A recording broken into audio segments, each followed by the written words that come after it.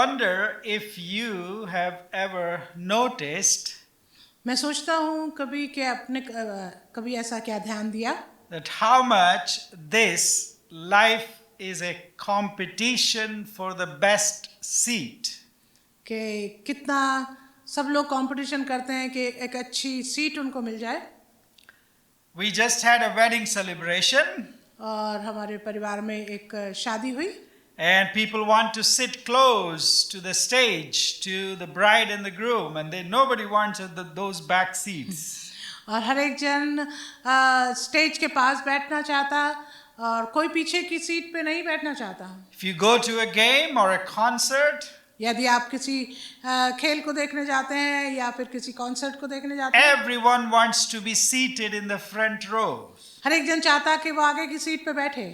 If you have a business meeting यदि आपकी कोई बिजनेस की मीटिंग or होती a है conference, या कोई कॉन्फ्रेंस होती है, everybody wants to be seated next to the CEO or their boss so that they could get some favorable advantage from that. तो हर एक चाहता है कि जो उस कॉन्फ्रेंस का मुखिया है तो उसके पास उसके करीब बैठने का मौका मिले ताकि उसको कुछ फायदा मिले. So the culture in which we live in this world today इसलिए इस दुनिया में जो आज हम जीते हैं जिस संस्कृति में teaches us to push forward and higher to the better seats. ऐसे हमें आजकल सिखाया जाता है कि हम करीब और ऊंचे ऊंचे चलते जाएं ताकि हमको एक अच्छी सीट मिल सके. And why do we want to go higher? और हम क्यों ऊंचे चलना चाहते हैं? Why we want the best seats? और हम क्यों सबसे अच्छी सीट चाहते हैं?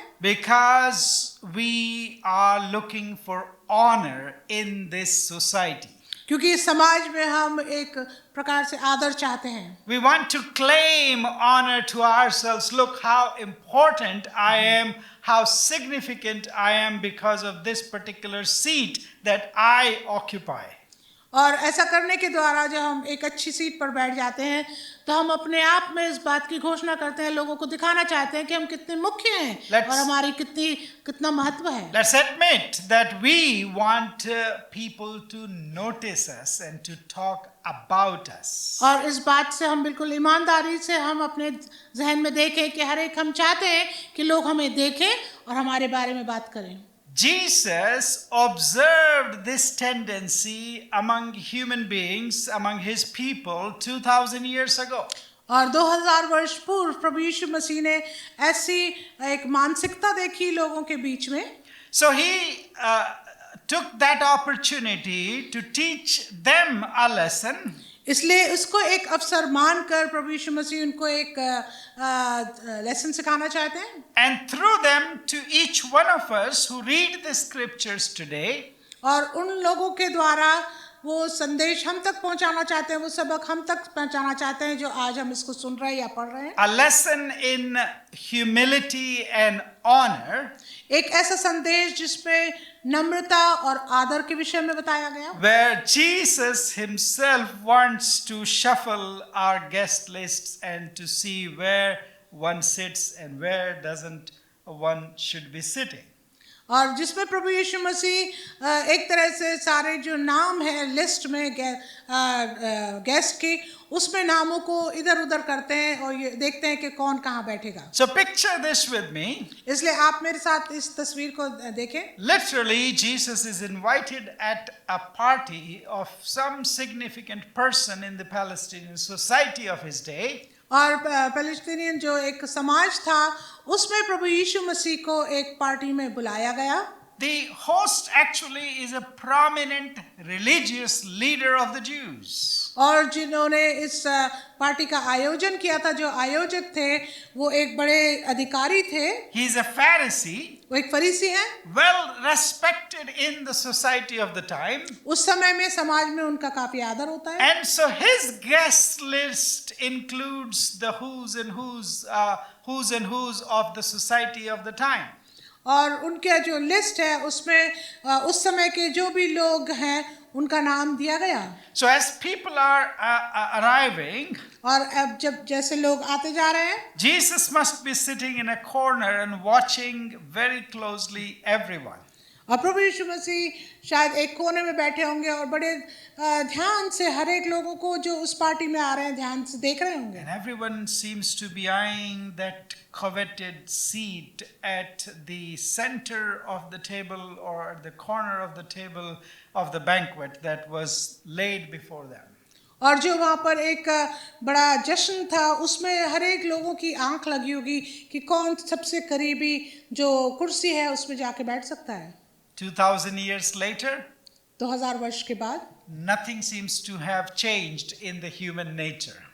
मानव का जो एक स्वभाव है उसमें कुछ नहीं बदलाव नहीं आया. We're still playing the same game, हम वही खेल खेल रहे हैं, including in the church. कलीसिया के अंदर में भी ऐसा ही I have seen with my own eyes at big conventions and conferences how pastors are seated all on the stage, and sometimes there are too many of these pastors to be accommodated, so they lay down 2 rows of chairs, but everybody has to be accommodated on the stage. और मैंने स्वयं अपनी आंखों से देखा है कि जब कोई मीटिंग होती है तो लोगों को जो जितने पासबान होते हैं उनको स्टेज पे बैठाया जाता है. कभी कभी जब कुर्सियां कम पड़ जाती हैं तो उसमें वो 2 रो बना देते हैं जबकि जगह नहीं होती, लेकिन किसी प्रकार से उनको उसमें जगह मिले ऐसा किया जाता है. Jesus is about to change everything. प्रभु यीशु मसीह सब कुछ बदलना चाहते हैं. He is teaching them that the greatness is not found in self-promotion or seeking of honor.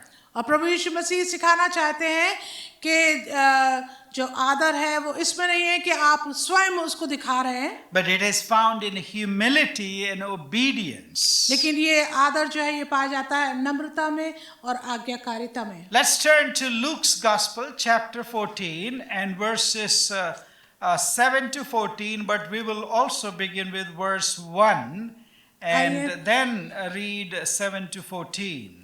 आइए हम पवित्र शास्त्र को खोलें, उसमें से निकालें लूका रचित सुसमाचार उसका 14 अध्याय और 1 आयत और फिर 7 आयत से 14 आयत तक.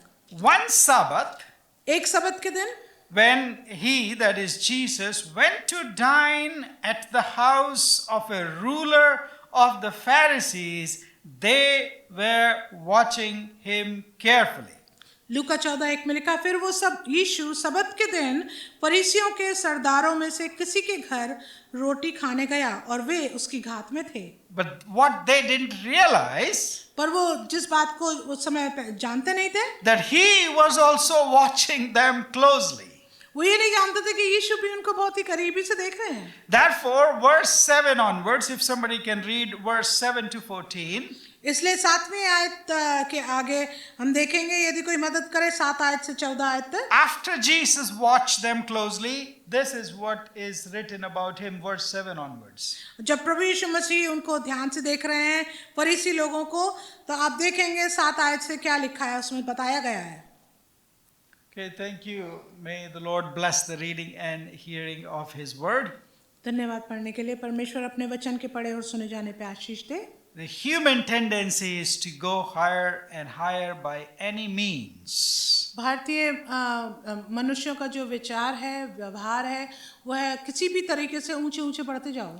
But Jesus in Luke 14, लेकिन यीशु मसीह लूका 14 में बताते हैं, he turns the perspective upside down. प्रभु यीशु मसीह ऐसे सोच को, ऐसे दृष्टिकोण को बिल्कुल उथल पुथल कर देते हैं. Because he came to teach about the kingdom of God and to announce the inauguration of the kingdom of God. क्योंकि प्रभु यीशु मसीह इसलिए आए कि वो परमेश्वर के राज्य के बारे में बताएं और उसकी स्थापना करें.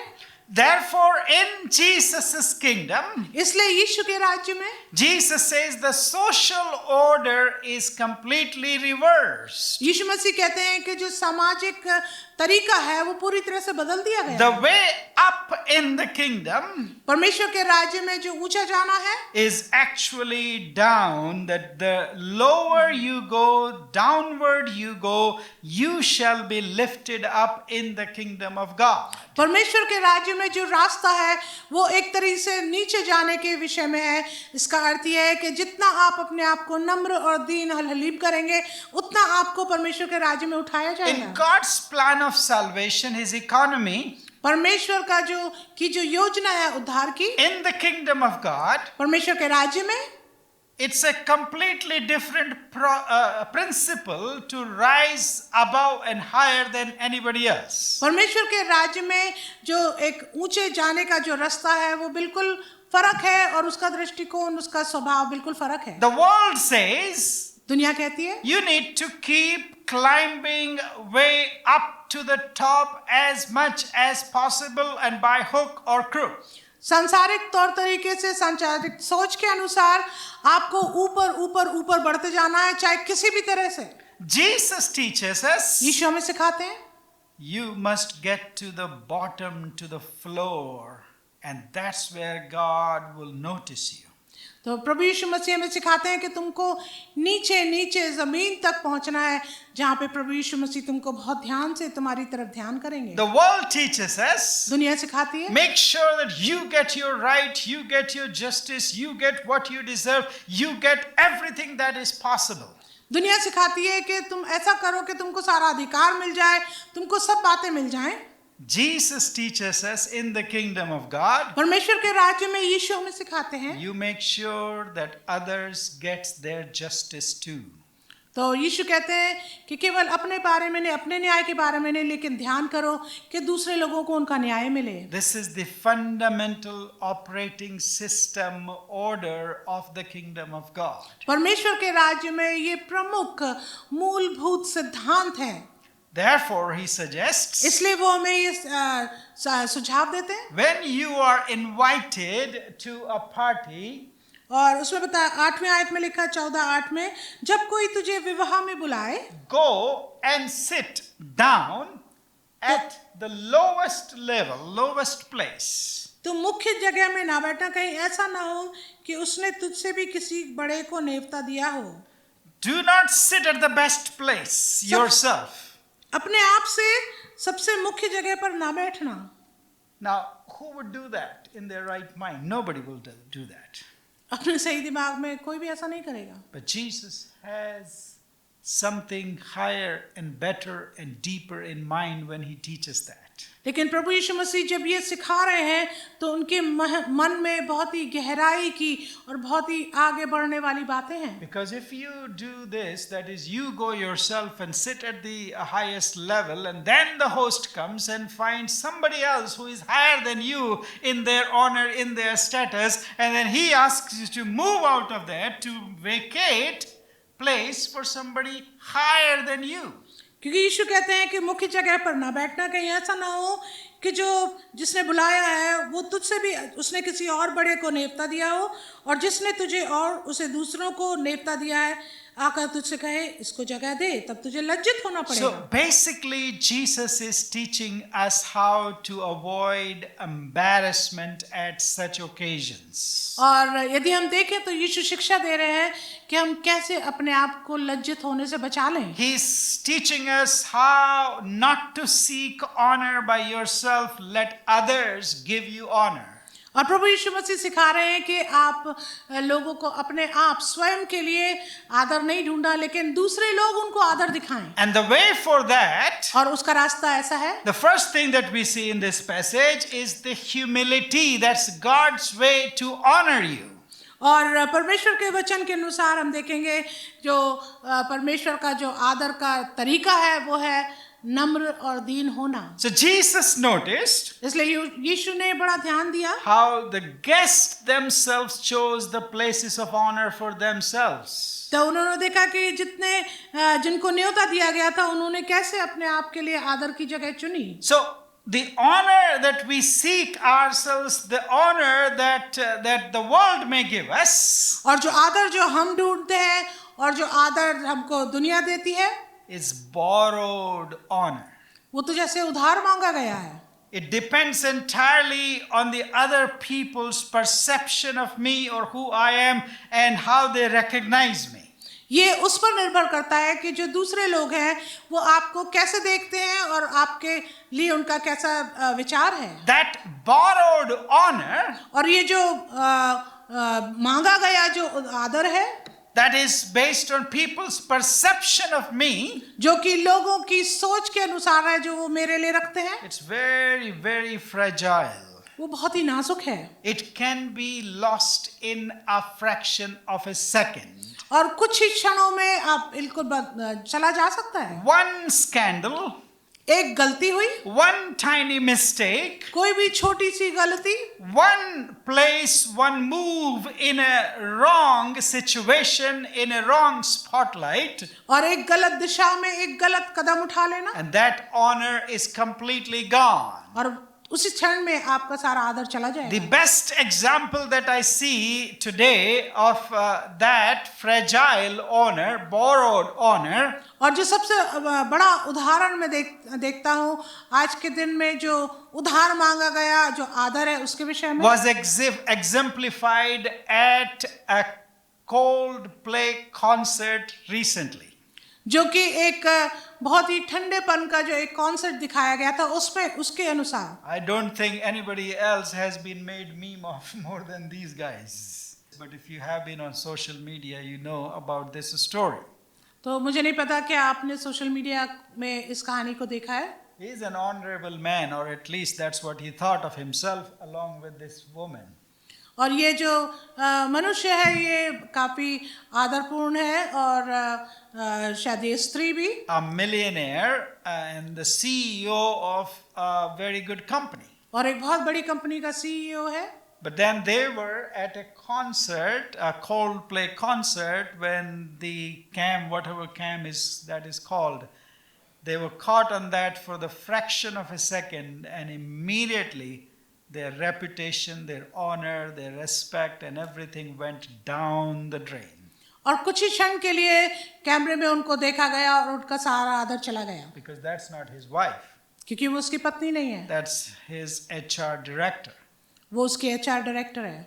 And his wife, it seems, filed for divorce the same night or something.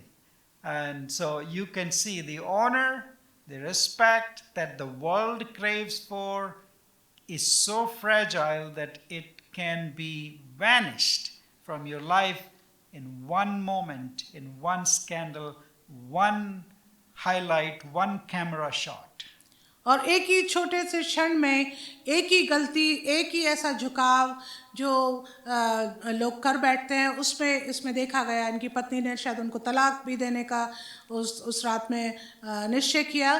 तो हम ये देखते हैं कि जितना भी लोगों ने उनके बारे में सोचा था आदर देने का, वो कुछ ही क्षण में चला गया। So Jesus is teaching us here. यीशु हमें यहाँ सिखा रहे हैं, True honor is actually divine honor. यीशु सिखा रहे हैं कि जो सच्चा आदर है वो परमेश्वर की ओर से दिया गया When है। God sees you where you are, जब परमेश्वर आपको देखते हैं आप जहाँ हैं, God recognizes your worth, who you are.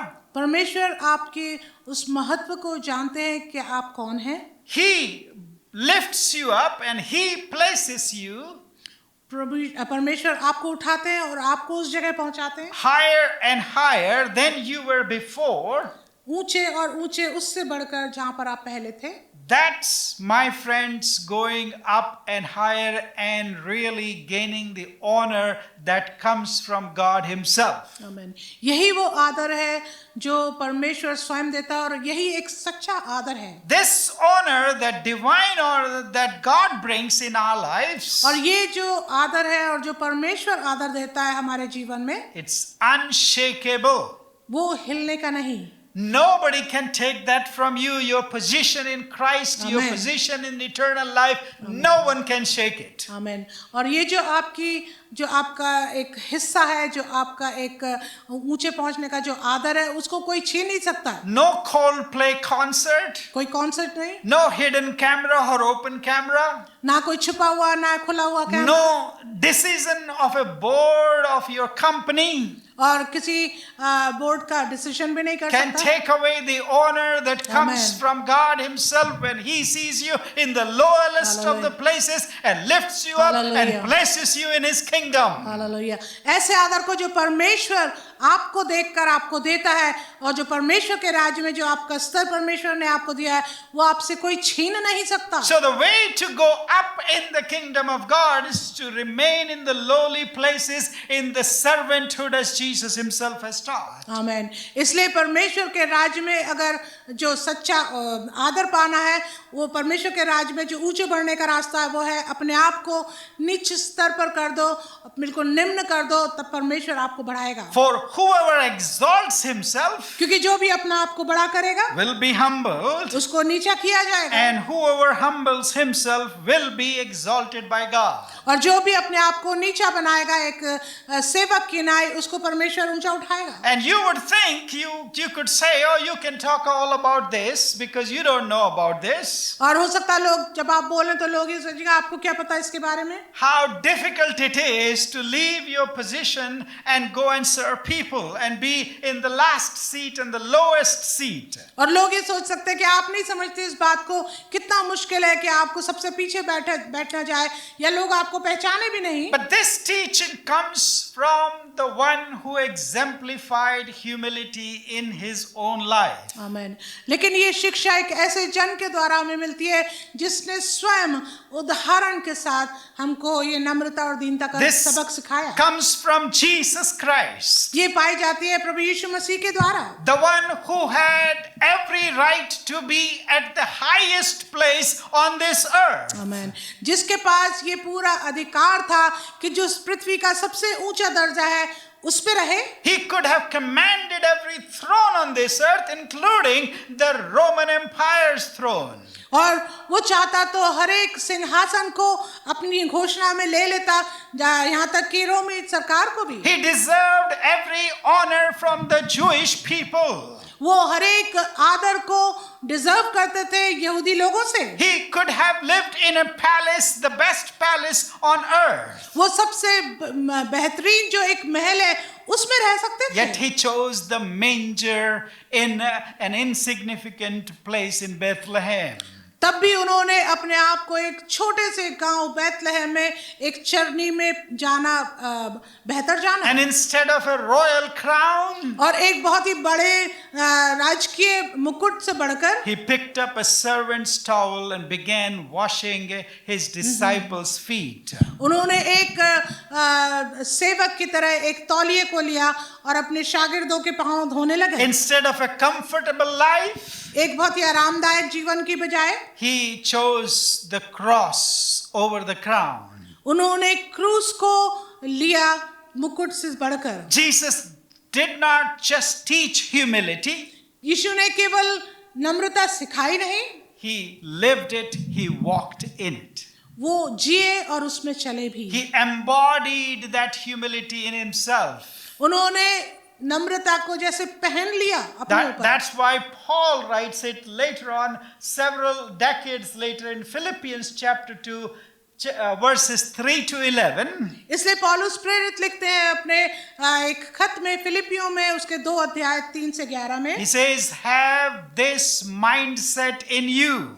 वो कहते हैं ऐसा माइंडसेट अपना दिमाग रखो, Have this attitude in you. और अपना ऐसा स्वभाव रखो That though he was God himself, जबकि वो एक परमेश्वर स्वयं था, he humbled himself so that he picked up the towel and washed his disciples' feet. जिसने परमेश्वर के स्वरूप में होकर भी परमेश्वर के तुल्य होने को अपने वश में रखने की वस्तु ना समझा, लेकिन अपने आप को इतना दीन कर दिया कि अपने सेवकों की, अपने चेलों के पैर धोए। So true honor, my dear friends, इसलिए मेरे मित्रों, जो सच्चा आदर है isn't being lifted up by others, वो इसमें नहीं कि दूसरे लोग आपको उठाएं, but about lifting others up as Amen. Jesus did in his life. आमीन।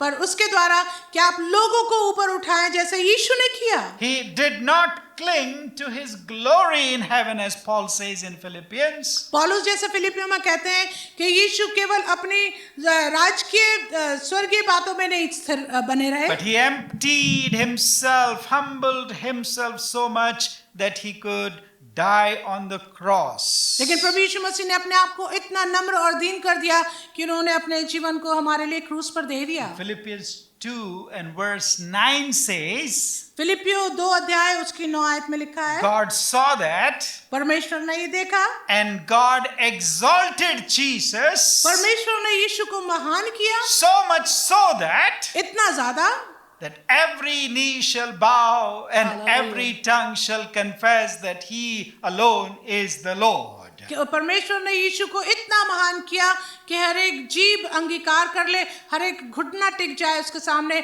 और ये घोषणा करे कि यीशु ही प्रभु है. And that's the mindset, the attitude Paul is asking us to have, that of Jesus Christ. ऐसा ही स्वभाव पौलुस हमसे चाहते हैं जैसा यीशु ने हमें सिखाया. Not only did Jesus teach them about this humility, यीशु ने ना केवल उनको नम्रता दीनता के विषय में बताया, but Jesus didn't stop there. यीशु वहीं नहीं रुक गए, He pushes deeper, वो और भी गहराई में उतरते हैं. and in verses 12 to 14 of Luke chapter 14, और लूका 14 के 12 से 14 आयत में लिखा है, he goes on to teach about radical love and hospitality as the disciples of the Lord Jesus Christ. तो वो सब पूरी तरह से एक संपूर्ण प्यार और पहुनाई के विषय में बताना चाहते हैं. He tells us वो हमें बताते हैं not only how to position ourselves in society, which seat should we occupy, वो कहते हैं ना केवल हमें इस बात में ज्यादा ध्यान करना चाहिए कि हमें कौन सी कुर्सी मिलेगी, but also how we position others who come in our life. आमीन, लेकिन हम दूसरे लोगों को क्या स्थान देते हैं हमारे जीवन में. He turns to his host वो अपने जिन्होंने बुलाया है उसको तरफ घूमते and he हैं says something और वो कुछ ऐसा कहते हैं, so significant, इतनी महत्वपूर्ण, so out of this world, इस दुनिया से सोच से बाहर, that everybody that was invited on his table must be feeling very uncomfortable. कि हर एक लोग जो वहाँ न्योता जिनको न्योता दिया गया था वो बड़े असमंजस में पड़ गए होंगे, आराम उनका खत्म हो गया होगा. Verse 12 to 14, Jesus says, लूका 14:12 से 14 में इस प्रकार यीशु कहते हैं, see, when you give a dinner or a supper, do not ask your friends, your brothers, your relatives, not rich neighbors, lest they invite you also back. तब उसने कहा उस न्योता देने वाले से, जब तू दिन या रात का भोज करे तो अपने मित्रों या भाइयों कुटुंबियों या धनवान पड़ोसियों को ना बुला, कहीं ऐसा ना हो कि वे भी तुझे न्योता दें और तेरा बदला हो जाए. But who to invite? Jesus changes the guest list. पर यीशु जो है उनके जो न्योता देने वालों की जो लिस्ट है उसको पलट देते हैं. Invite the poor, यीशु कहते हैं कंगालों को बुला, the maimed, the lame, the blind, and you will be blessed. यीशु कहते हैं जब तू भोज करे तो कंगालों, टुंडों, लंगड़ों और अंधों को बुला, तब तू धन्य होगा. Nobody wanted these people on their table, not especially at the religious Pharisees' rich tables. और ऐसे लोगों को जिनके बारे में भी पढ़ा गया, ऐसे लोगों को कोई भी अपने मेज पर नहीं बुलाना चाहता था, खासतौर से इस समय फरीसियों की जो एक बड़ी धनी उनका जीवन था. He's saying that they might repay you so that transaction is over. वो कहते हैं कि धनवान लोगों को बुलाओगे तो वो तुमको बदला देंगे और तुम्हारा सारा आदर खत्म. He is telling us as the followers of Jesus Christ, और यीशु के चेले होने के नाते वो आज हमें बता रहे हैं, let us move beyond the transactional relationships. वो कह रहे हैं कि हमको ऐसा बदला लेने वाली या बदला देने वाली जो एक रिश्ता है हम उससे और आगे बढ़ जाएं. To have relationship with those ऐसे लोगों से रिश्ता बनाएं that we will enter into a business or some kind of agreement or a transaction, कि हम उनसे किसी प्रकार की एक वाचा या बातचीत में बढ़ जाएं, that I will do something for you and then you will in return do this thing for me. कि मैं तुम्हारे लिए कुछ करूं तुम उसके बदले मेरे लिए ऐसा करो. You scratch my back and I'll scratch your back. तुम मेरी पीठ खुजाओ मैं तुम्हारी पीठ खुजाऊंगा. This mentality is so imbibed in all of us, my dear friends. मेरे मित्रों ये आदत हम में कितनी भरी हुई है. But he is calling, Jesus is calling in the kingdom of God. लेकिन यीशु बुला रहे हैं परमेश्वर के राज्य में. We must have this radical hospitality. हमारे अंदर एक बड़े प्यार भरी एक पूर्ण पहुनाई होनी चाहिए. That means to help and to feed those who can never be able to return our favor. इसका मतलब यह है कि हम ऐसे लोगों की सहायता करें, ऐसे लोगों का ध्यान करें जो शायद कभी भी हमको इसका बदला नहीं दे That पाएंगे। is not to calculate the return of your investment in the kingdom of God. इसका अर्थ यह है कि परमेश्वर के राज्य में हमको उससे क्या लाभ होगा उसके विषय में अपेक्षा करें। As you have sowed in the lives of some people, you will probably never see their face. But आपने God will reward you for that. आमीन।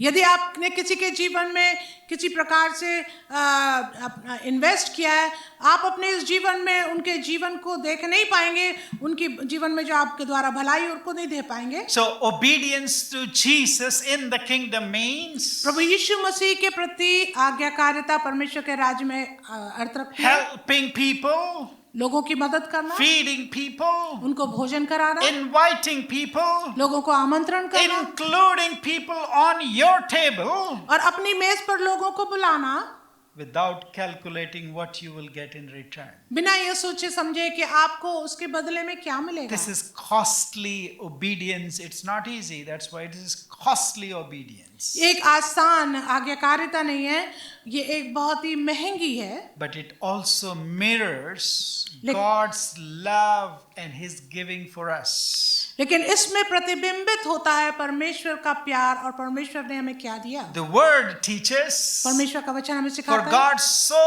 loved the world that He gave His Son Jesus Christ. परमेश्वर अपने जगत से ऐसा प्रेम किया कि उसने अपने बेटे को यीशु को दे दिया। Or Paul says, या पौलुस भी कहते हैं, while we were still sinners, Christ died for us. जबकि हम पापी ही थे, यीशु हमारे लिए मर गए। When we didn't have anything to give back to God, He loved us. जब हमारे पास कुछ भी नहीं था परमेश्वर को वापस करने के लिए, तभी उन्होंने हमसे प्यार किया। When we were not capable of loving Him, responding to Him in our own sins, God's Son Jesus died for us. आमीन। जबकि हम इस लायक भी नहीं थे कि हम अपनी कमी कमजोरी में, अपने पाप में परमेश्वर के लिए कुछ नाता जोड़े, तब भी परमेश्वर ने हमसे प्यार So किया। when we love, इसलिए जब हम प्यार करते हैं, when we serve others, जब हम दूसरे लोगों की सेवा करते हैं, when we give, जब हम देते हैं without expecting repayment of on our investment, जब हम इस बात से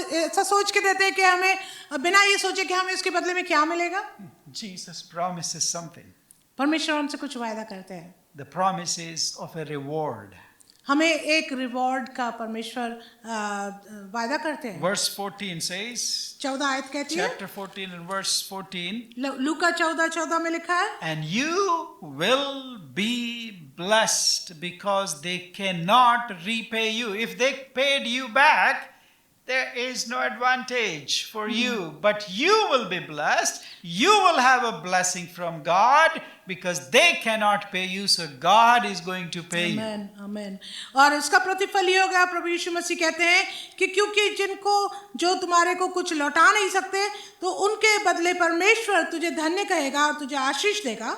Now, it is for you and me to decide, my dear friends. ये मेरे और आपके ऊपर निर्भर है इस बात का निर्णय करने के लिए। You want a return from you human beings on the investment that you make in them. और आप अपेक्षा करते हैं कि जो आप लोगों के जीवन में खर्च कर रहे हैं, Maybe 10%, 20%, 30%, maybe 80%. हो सकता है आप उस बदले का अपेक्षा कर रहे हैं 10%, 20%, हो सकता है 80%। Or you want to be blessed by God Himself, the creator of this universe. या फिर आप इस भूमंडल का जो रचयिता है उनके द्वारा आशीष पाने के लिए और धन्य होने के लिए आप कर रहे हैं। I believe not only at the resurrection of the righteous, मैं केवल पुनरुत्थान पर विश्वास नहीं करता धर्मियों के, but also here on this earth, God is going to bless you so Amen. much that your human beings cannot pay you back.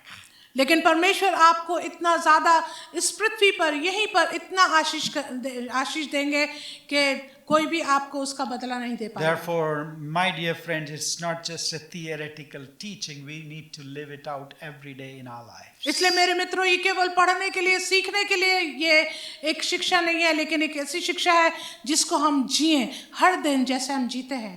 The application for you and me today is, और मेरे और आपके लिए इसको अपने जीवन में जैसा लागू करना वो ये है, when you are at work, जब हम काम पर होते when हैं, everybody is seeking to cut throat, each other's cut throat, and just to be higher and higher and higher, और जब आपके काम पे आप इस बात को देखते हैं कि आपके साथ में काम करने वाले कोशिश कर रहे हैं कि एक दूसरे के पीछे करके खुद ऊपर होते जाएं किसी भी तरह, as a disciple and follower of the Lord Jesus Christ, तो आप एक यीशु के शागिर्द और पीछे चलने वाले के मुताबिक we need to serve faithfully तो हम सेवा करें विश्वास योग्य बनकर, and let God notice you and honor you. तो आप ऐसा होने दें कि परमेश्वर आपको देखे और आपका आदर करे। And in the church also, और मैं चाहता हूं कि कलीसिया में भी let's choose the towel over the throne. तो सिंहासन से ज्यादा हम तौलिए को चुनाव करें। Don't worry about the titles and the seats of honor even in the church. आप कलीसिया में भी चर्च में भी एक आदर की जगह या आदर की सीट की चिंता ना करें। I had a man who served for more than 4 years as the chairperson of the board of this church. और मैं एक ऐसे व्यक्ति को जानता हूं जो कम से कम 4 वर्ष तक इस चर्च के चेयरमैन थे बोर्ड के। When we changed legally the board chair, he left and said he's not going to ever come back. और जब कानूनी तरीके से जब हमने दूसरे का चुनाव किया तो उन्होंने चर्च को छोड़ दिया और बोला मैं कभी इस चर्च में वापस नहीं आऊंगा। And then his wife calls me and says, Pastor, you should keep him as the chairperson. और उनकी पत्नी मुझे फोन करती हैं और कहती हैं कि pastor ji you should keep आप मेरे पति को चेयरपर्सन बनाकर रखें, Otherwise, we are leaving the church. We are never coming back. नहीं तो हम इस चर्च को छोड़ देंगे, हम कभी नहीं आएंगे। I said, bye, thank you. तो मैंने उनको सलाम किया, थैंक यू बोल दिया। People seek honor and seats of honor and positions and powers. लोग जो है एक अधिकार को ढूंढते हैं, एक अच्छी कुर्सी को चाहते हैं, एक अच्छी पोजीशन को चाहते हैं। Jesus has changed that upside down, my dear friends, in the kingdom of God. आमीन। परमेश्वर के राज्य में यीशु ने इन सब बातों को उथल-पुथल कर दिया। Let's choose wisely what God is calling us to today to live in this world. आइए हम ऐसी बातों का चुनाव करें जो परमेश्वर ने प्रभु यीशु मसीह के द्वारा हमें सिखाया है कि हमें इस जीवन में कैसे जीना है। Instead of always trying to promote ourselves, बजाय इसके कि हम अपने आप को बढ़ावा दिखाएं, बढ़ावा दें, let's promote others. आइए हम दूसरों को बढ़ावा दें, Let's lift others. हम दूसरों को उठाएं। Instead of seeking honor among our people who can also invite us, let's try to widen our table and invite and include those that are neglected by others. तो हम केवल उन लोगों के बीच में उन लोग के साथ जिनके साथ हम उठना बैठना करते हैं उनके अलावा हम और भी ज़्यादा अपना स्तर बढ़ाएं और दूसरे लोगों को जो हमको बदला नहीं दे सकते हम उनको भी अपनी मेज पर आमंत्रित करें। He is inviting us to the path of humility that he himself has walked and exemplified for us on this earth. आमीन। प्रभु यीशु मसीह हमें आज आमंत्रण कर दे रहे हैं कि जो जिस रास्ते पर नम्रता का रास्ता न केवल जिसने सिखाया लेकिन स्वयं उदाहरण के साथ उन्होंने चला उनके पीछे हम चलें। Would we take Jesus at his word and be obedient to what he is calling us to, the costly obedience? क्या हम प्रभु यीशु मसीह के इन शब्दों को सुनकर उसके पीछे चलेंगे जो कि एक बहुत ही महंगी आज्ञाकारिता है। May the Lord help us to do exactly that. काश परमेश्वर हमारी मदद करे कि हम ठीक ऐसा ही करें यीशु के द्वारा सिखाया गया। Let's pray. आइए प्रार्थना करें।